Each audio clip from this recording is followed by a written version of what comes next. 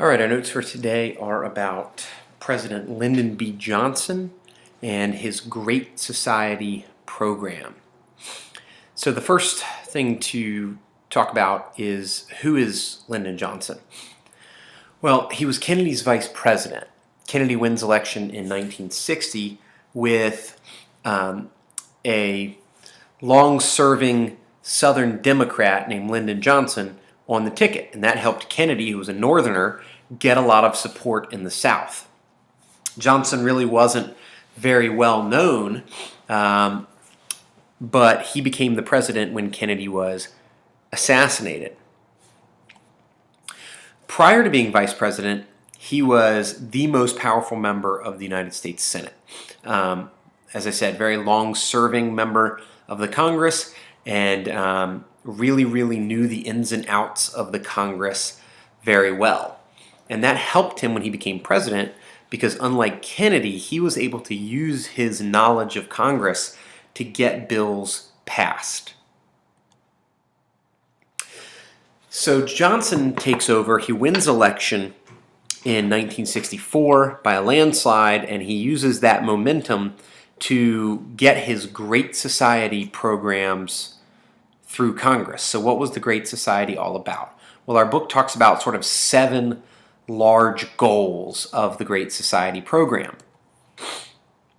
One of those was ending racial injustice. And Johnson and Congress approached this by passing several important civil rights laws to get rid of discrimination in things like housing, hiring people for jobs, public accommodations, and voting. So these civil rights laws of the 1960s effectively do a lot to end segregation in America. A second goal was fighting against poverty in the United States. We know that the 50s and early 60s, there was a lot of poverty. Think about when we learned about the other America. So Johnson creates what he calls a war on poverty to create anti-poverty programs like the Job Corps and something called VISTA. VISTA was sort of the U.S. version of the Peace Corps, where you had volunteers who would go live in poor areas and train people in those areas in job skills. A third goal for the Great Society was improving access to health care. And 2 major programs that are set up are Medicare, which provided health care benefits for old people, and Medicaid, which provides it for poor people. A fourth goal, support lifelong learning and culture. And the Great Society does this by providing grants for the arts and public television. So you get things like the National Endowment for the Arts, the National Endowment for the Humanities. You get the Public Broadcasting Act, which created the Corporation for Public Broadcasting, PBS, which goes on to create shows like Sesame Street, for example.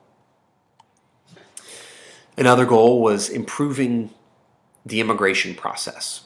And the Great Society changes immigration laws to make it easier for certain groups, particularly Asians and Latin Americans, to come to the United States.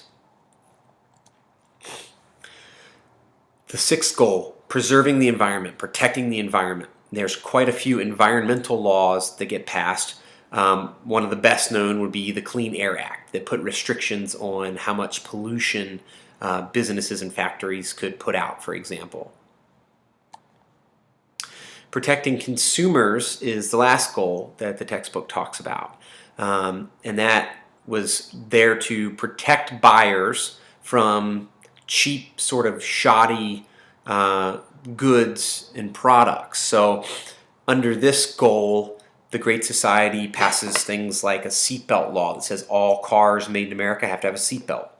Safety labels on products, warning labels on cigarettes, things like that.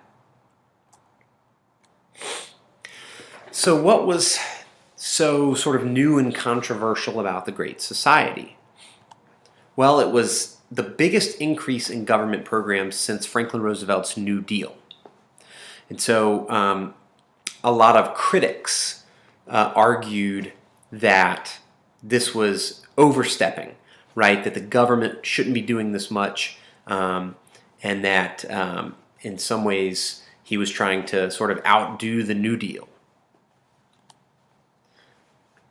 Supporters felt, on the other hand, like this was a great thing. It improved the quality of life in America, while others complained that it created an underclass that was dependent on government welfare. And that argument hasn't gone away. The same arguments still exist today, which really hits at the heart of the debate, not only about the Great Society, but about government in general, which is, what's the proper role of government in shaping American society, right? Is it to be active, to create programs like this, to help out Americans, or is it to take a back seat and let individuals and state and local governments sort of take the lead? Johnson obviously believed that government should be active and should do a lot, but that debate has not gone away.